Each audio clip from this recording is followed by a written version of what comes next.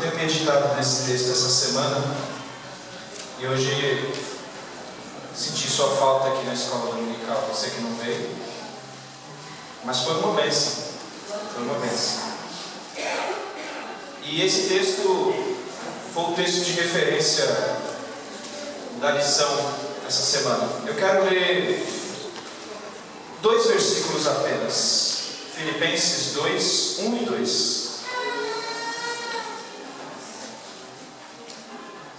A minha Bíblia diz assim: se por estarmos em Cristo, nós temos alguma motivação, alguma exortação de amor, alguma comunhão do Espírito, alguma profunda afeição e compaixão, completem a minha alegria, tendo o mesmo modo de pensar, o mesmo amor, um só Espírito e uma só atitude. Eu tenho analisado, irmãos, nos últimos tempos, que a igreja tem perdido força. E quando eu falo igreja, eu não estou falando eu e você. Estou falando da nossa instituição, né, de maneira geral. E não só a Assembleia de Deus, mas se nós pararmos um pouco para analisar, existem alguns lugares, por exemplo, na Europa, em que as igrejas já estão praticamente extintas. E Deus fez uma promessa. Jesus um dia falou para Pedro: olha, Pedro, a minha igreja vai ser edificada sobre mim. Jesus estava falando. E o diabo não tem poder para prevalecer contra a minha igreja. As portas do inferno não prevalecerão contra a minha igreja. Mas eu tenho analisado, irmão, e eu tenho pensado que o maior responsável pela queda da igreja somos exatamente nós. São as nossas atitudes. É a maneira como a gente se comporta. É a maneira como a gente trata o nosso irmão. Paulo está dizendo aqui, trazendo um segredo para a gente. Falando aos filipenses, dizendo assim: olha, na realidade, som. Amém, irmãos? Ele está dizendo assim, deixa eu pegar outro microfone aqui, irmãos. Som.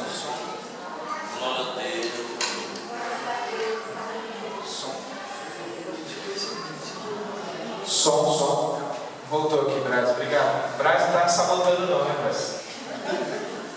Então, gente, Paulo está dizendo aqui o seguinte: olha, existe um segredo para que a igreja prospere. Existe um segredo. E esse segredo é a união.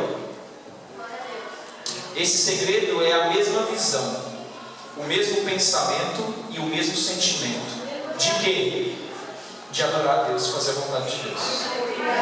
O sentimento precisa ser igual, irmãos. Eu estava comentando essa manhã, falando com o Valdir, que nós perdemos e temos perdido terreno para algumas visões liberais, para alguns grupos pequenos que têm crescido e têm tomado uma proporção muito maior do que a igreja, porque a igreja tem se calado e tem se dividido. Infelizmente, nós vivemos divididos dentro da igreja, porque o Franciel pensa de uma maneira e porque o outro irmão pensa de outra, e porque pelo fato de eu não concordar com o que o irmão Valdir pensa, então eu crio o meu grupo, e aí o meu grupo vai ser contra o grupo do irmão Valdir, que vai ser contra o grupo do outro, que vai ser contra o grupo do outro. E Paulo, resolvendo um problema lá em Coríntios, ele pegou e falou assim: olha, na verdade, Paulo, Apolo, Pedro, não é ninguém. Nós não somos ninguém.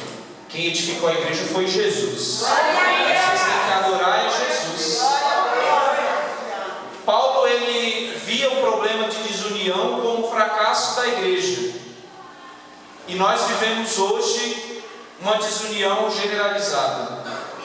seja pelo simples fato de eu olhar para o irmão e achar a roupa que o irmão está usando feia, ou porque o irmão passou com pressa e não me cumprimentou, e nós damos muito mais atenção para o que é ruim do que dar atenção para o que é bom. Né? A nossa atenção não está como Paulo diz lá aos Filipenses: olha, se existe uma coisa boa, se existe um pensamento bom, se existe algo que é louvável, se existe algo que é de bom testemunho, se apega nisso e pensa nisso. Faça o que é bom. Falhas, irmãos, todos nós temos. Se você olhar para mim, você vai ver várias falhas, mas não olha para o Franciel, olha para Jesus, que é o autor e consumador da nossa fé. Nós temos perdido muito, irmãos, e temos perdido pessoas que olham para nós e falam assim: olha, para ser crente igual o Franciel é melhor não ser, por causa das nossas atitudes. Nós temos que mudar o nosso pensamento e parar de dar atenção para as mínimas coisas, para a picuinha, para disse-me-disse, e louvarmos e adorarmos o nome de Jesus.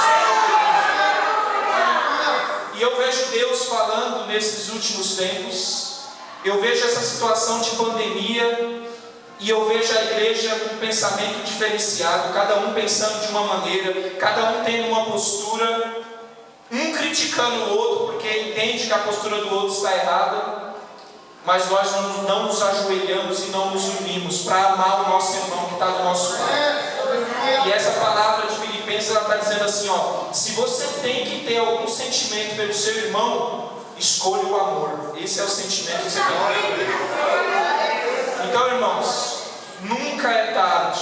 Jesus não voltou ainda. Jesus está nos preparando. Alguém disse, e eu concordo, que a pandemia é só o começo.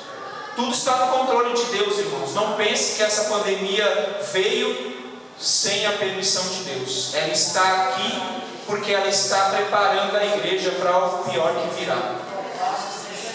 E eu vou dizer uma coisa, irmãos: se nós não nos unirmos, a igreja não prevalecerá. Nós precisamos nos unir. Nós precisamos dar as mãos e dizer: não, nós somos um em Cristo Jesus. Mesmo tendo diferença, nós louvamos e adoramos o mesmo Deus. E é Ele que vai tratar o nosso coração. É Ele que vai tratar as nossas diferenças. Nós temos aqui 200 cabeças, irmãos, com liberdade para pensar diferente. E longe de mim aqui querer dizer que todos têm que pensar igual. Não. A palavra de Deus diz que nós temos que ser unânimes. Unânimes no quê? Na oração, na união, no amor. E isso a gente tem que ser unânime. Irmãos, todos nós aqui cremos que Jesus morreu por nós e não vai voltar? Então nós temos tudo que precisamos. O resto é acrescentado. Se você não concorda com a cor da minha gravata, amém, eu posso mudar a cor da gravata, mas isso não vai impedir a gente de ir para o céu juntos. Então, irmãos, que nós possamos essa noite olharmos para nós e entendermos que o diabo ele tem trabalhado. Como o alto que me antecedeu aqui falou, as potestades elas estão aí, a gente não enxerga, mas elas estão aí, e o que elas querem é cada dia mais eu desunido e eu contra você. Porque na desunião o inimigo tem poder de trabalhar, mas na união ele não pode prevalecer contra a igreja. Se nós estivermos no mesmo espírito, amando uns aos outros e fazendo a vontade de Deus. Que Deus abençoe o nome de Jesus.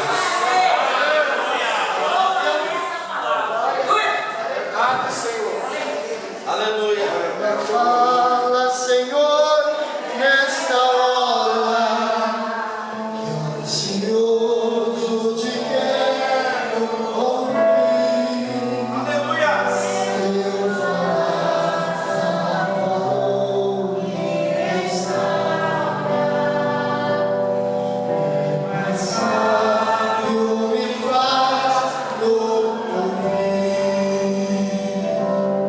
Oh,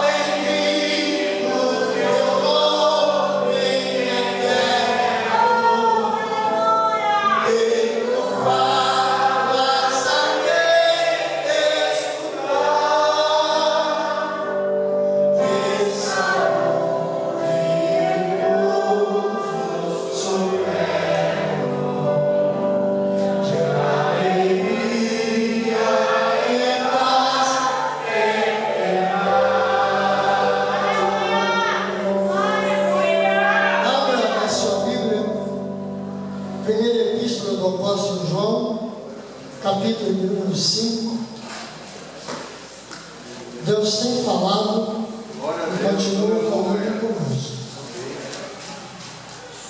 E tudo que ouvimos nessa noite, quer seja os louvores, a leitura devocional, as palavras que nos antecederam, todas elas têm um objetivo: louvado seja o nome do Senhor. Primeira epístola do apóstolo João, apóstolo do amor, capítulo de número 5. E eu quero ficar apenas com o versículo de número 4, para nós refletirmos. Enquanto alguns procuram, eu quero dizer a minha prima, Claudinha, nós temos aqui um pastor que nos ajuda nas gravações, nas lives, e se você permitir, eu vou pedir a ele que entre no seu canal, né? E aquilo de bom que eu tenho certeza que Deus vai te usar, nós vamos aplicar, né? A gente retransmite por aqui, certo, pastor Gilson? E já deixamos você também com a liberdade de entrar no nosso canal, a Cidade Comigo Oficial, e aquilo que for bom para você usar lá, faça com isso. Já está aqui, olha lá. Tempo de semear. Então é isso aí, está vendo? Já registraram o nosso canal e aproveitamos, né? Quantos se encontraram, pode dizer amém? Amém. Eu vou lê-lo uma vez e pedir que toda a igreja repita a seguir. Porque todo o que é nascido de Deus vence o mundo. E esta é a vitória que vence o mundo, a nossa fé. Repitam isso.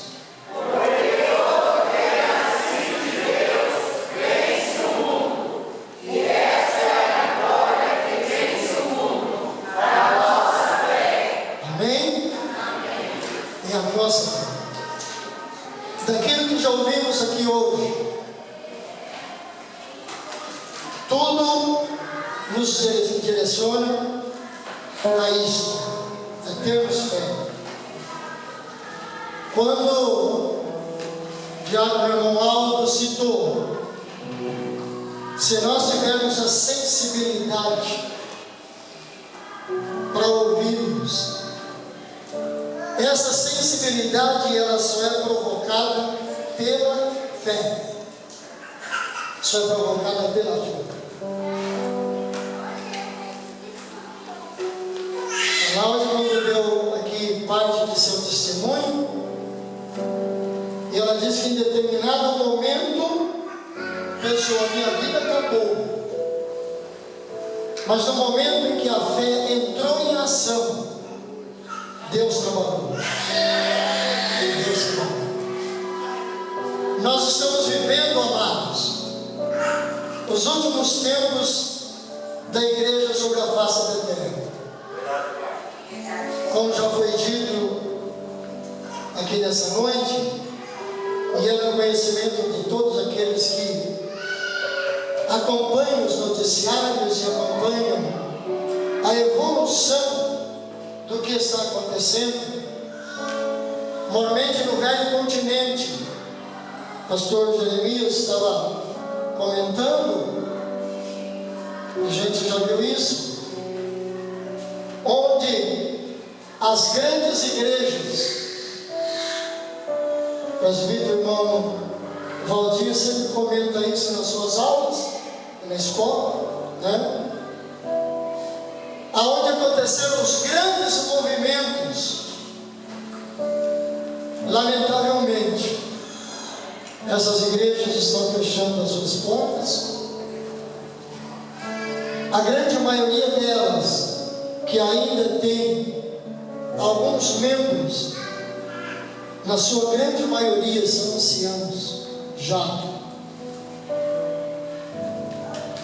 E pasmem, Essas igrejas estão sendo vendidos os seus templos para bares, boates, danceterias, perdendo aquilo de glorioso que houve, não por causa da suntuosidade dos templos que foram construídos, mas perdendo o de valor aquilo que estava dentro destes templos, que é a verdadeira igreja. Eu, você, cada um de nós somos uma igreja individual, e quando nós nos reunimos nesse local chamado casa de oração, nós nos tornamos a igreja coletivamente, que as Escrituras Sagradas vai dizer que é o corpo de Cristo. Você é parte do corpo de Cristo.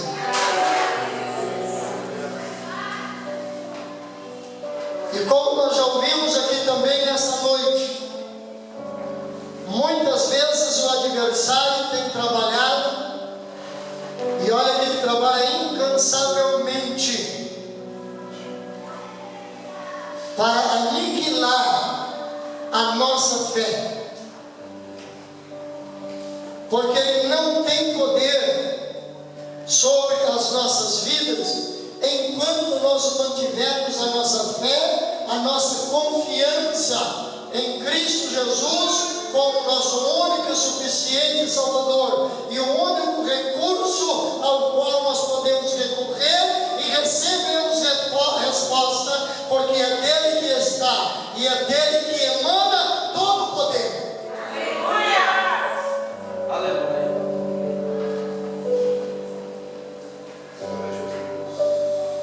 Porque todo que é nascido de Deus vence o mundo. Quantos nascidos de Deus temos aqui nessa noite? Você é nascido de Deus? Você vence o mundo. Eu venço o mundo, nós vencemos o mundo. O mundo apresenta as suas mazelas disfarçadas como algo atrativo, como algo que faz brilhar os olhos daquele que almeja o sucesso, daquele que almeja uma posição terrena, uma glória terrena, e ele influencia de tal maneira que tem levado muitos a perder o brilho da glória de Deus que já teve na sua vida um dia. Não raras vezes, ao longo desses 53 anos de ministério, ouvi muitos testemunhos de pessoas que, numa era em que não se acredita mais numa visão celestial, mas que pessoas viam o rosto de crentes brilhar, e eu imagino como brilhou o rosto de Moisés quando descia do Monte Horebe.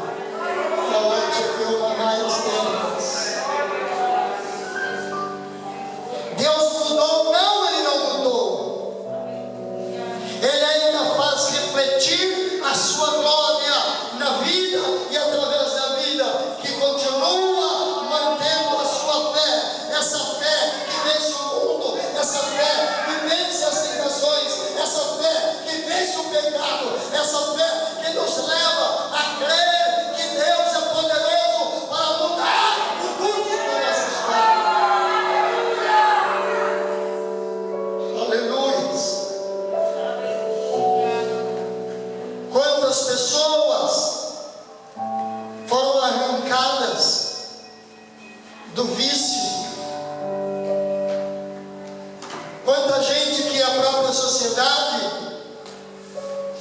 e muitas vezes a própria família não acreditava mais. Para esse não tem jeito, mas um dia ouviu a palavra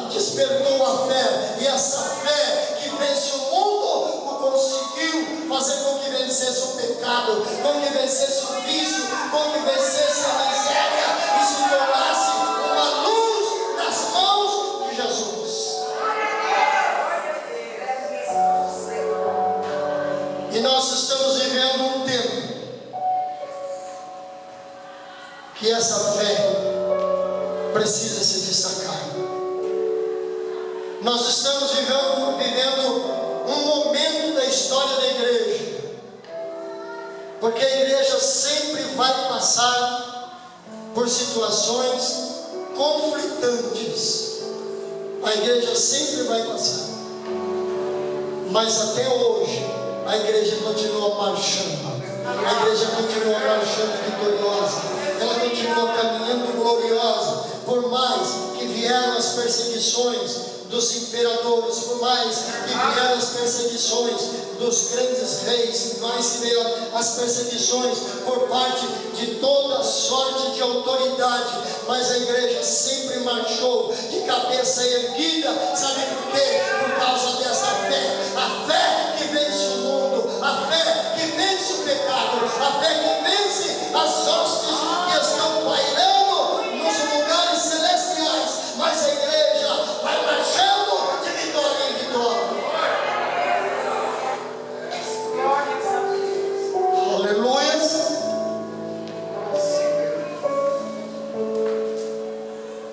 Porque todo que é nascido de Deus vence o mundo.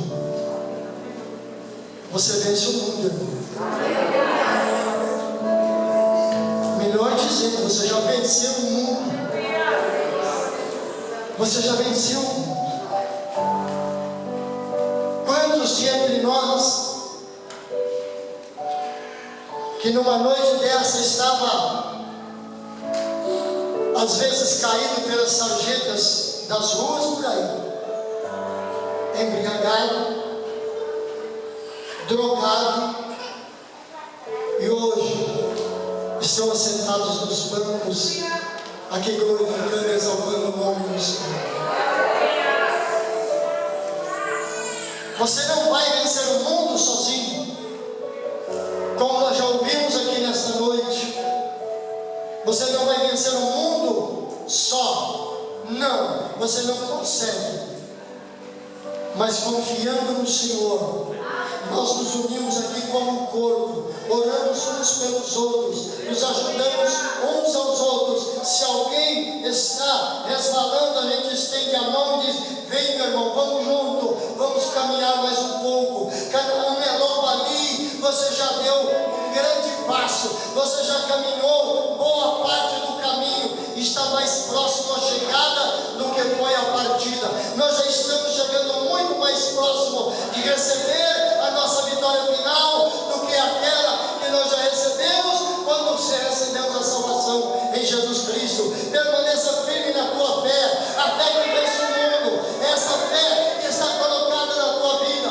E essa fé, ela foi colocada na tua vida, não foi por força humana, foi porque o próprio Deus nos amou de tal maneira que deu o seu Filho unigênito para morrer no nosso lugar.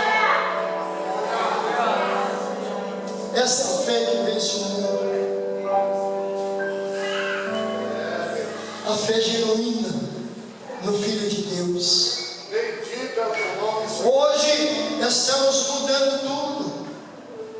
Estamos mais propensos a admirar grandes homens, grandes autoridades, mas todo o poder emana dele. Todo o poder emana dele. Ninguém sobre a face da terra tem autoridade que não emanou daquele que tudo fez, que tudo pode e que tudo dirige e que tudo governa. Um dia, grandes da terra, está escrito, terão que também dobrar os seus joelhos e dizer: tu és Senhor, tu és Senhor, tu és o Senhor, tu és o Senhor. É por isso que nós nos reunimos numa noite como essa e estamos aqui dizendo que nós estamos sobrevivendo. sobrevivendo a todas as mazelas do mundo, sobrevivendo a todas as perseguições, sobrevivendo a todas as provações, quer seja de enfermidades, quer seja o desemprego, quer seja a inimizade, mas o Senhor vai nos dando graça, nós vamos vivendo de vitória em vitória, de vitória em vitória. Por quê? Porque Jesus é o Filho de Deus e nós vencemos o mundo porque cremos nele. Ele disse: no mundo tereis aflições, mas tem de bom ânimo, eu venci o mundo. Alguém disse: vós vencereis. Não. Ele venceu por nós, já está vencido. Se nós estivermos firmados a nossa fé nele, vencemos por ele. Vencemos por ele. Não é capacidade do homem, não é a intelectualidade humana, não é nada disso. É fé naquele que um dia se entregou. Alguém fez um comentário sobre o sacrifício de Jesus e disse: tu és o Filho de Deus, desce daí, desce da cruz, salva-te a ti e a nós. Mas o propósito não era esse. O propósito, lá no Calvário, ele estava olhando cidade Cumbica na noite de hoje. Ele estava vendo eu e você aqui, exaltando o nome dele. Ele falou: eu não posso fazer isso, eu não devo fazer isso. Não foi para isso que eu vim ao mundo. Eu vim ao mundo para que todo aquele que crê em mim seja salvo e não pereça, mas seja salvo. Você está aqui nesta noite porque o Senhor te amou para que tu sejas salvo, para que tu sejas herdeiro ou co-herdeiro com Cristo nas coisas celestiais.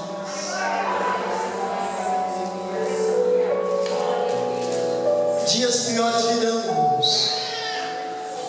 Tenho certeza disso. Há meses atrás, o Senhor falou conosco que queria mandar um vento, antes do fim do ano passado. Ele falou aqui que ia mandar um vento que muita gente que não estivesse firmado na rocha não ia suportar. E veio esse vento.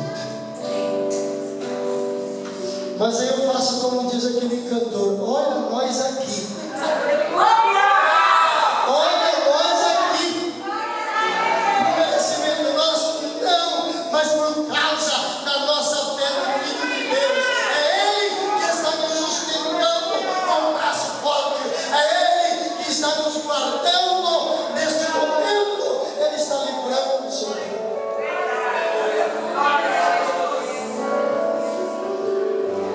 Porque todo que é nascido de Deus vence o mundo. E esta é a vitória que vence o mundo, a nossa fé. Guarde a sua fé. Permaneça fiel. Permaneça servindo ao Senhor. Permaneça buscando ao Senhor.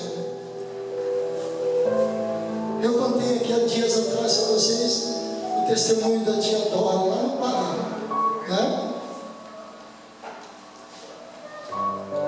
Na madrugada, o pastor passou por lá, parece que no período da tarde, visitou-a, orou por ela, ungiu ela, né? A Leia ia levá-la para o hospital, ela disse: não quero. Eu já tinha vivido muita experiência ruim no hospital. Mas essa fé fez com que ela conquistasse mais uma vitória. E ela disse que de madrugada ela ouviu a voz do Senhor clara e audível: te levanta, te assenta na cadeira. E ela se assentou. E naquele momento que ela se assentou, ela pegou, sentiu começar a descer coriza pelo nariz. Ela correu, pegou um rolo de papel higiênico, um cestinho, botou do lado da cadeira e ficou ali: tome descer coriza, tome descer coriza. E ela colocando, limpando, e encheu aquele cesto. Quando aquele cesto encheu, a coriza parou, toda aquela dor que estava aniquilando desapareceu momentaneamente, porque a fé levou a isso. Você também pode vencer esses problemas.